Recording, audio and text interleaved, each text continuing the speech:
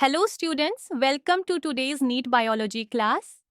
Today we are going to start one of the most fundamental and important chapters in biology, cell, the basic unit of life. Cell is the smallest unit of life. It is the basic structural and functional unit of all living organisms. Understanding the cell is extremely important because every biological activity, growth, respiration, reproduction, metabolism starts at the cellular level. So let us begin. What is a cell? Students, a cell is the smallest unit that can perform all vital life functions. All living organisms, whether plants, animals, or microorganisms, are made up of one or more cells. Each cell is capable of performing essential activities such as metabolism, growth, respiration, and reproduction. That is why we say cell is the functional unit of life. Now let us understand how the cell was discovered. In the year 1665, scientist Robert Hooke observed a thin slice of cork using a compound microscope. Cork is a dead plant tissue. Under the microscope, he observed many small empty box-like structures arranged in a honeycomb pattern. He named these structures as cells. The word cell comes from the Latin word cellula, which means small rooms. This discovery marked the beginning of cell biology. Later in the year 1831, scientist Robert Brown discovered a spherical structure inside the cell.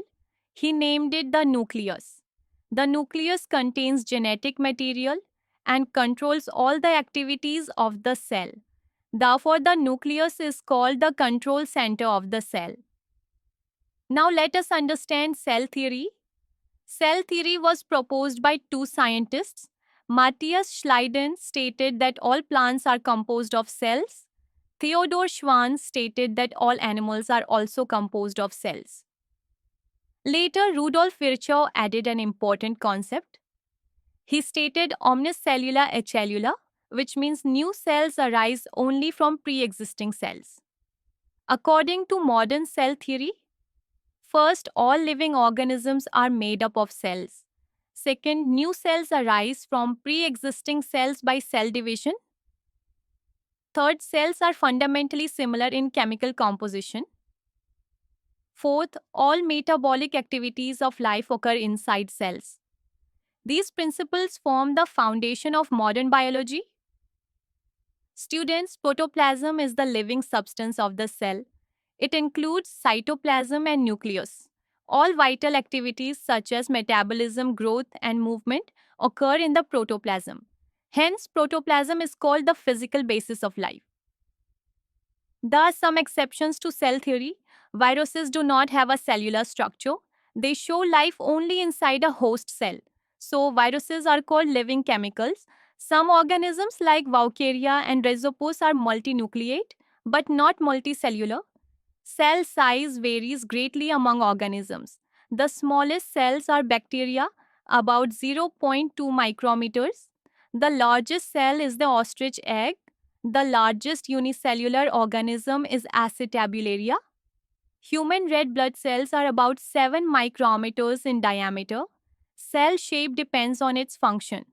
Red blood cells are biconcave to increase surface area for oxygen transport.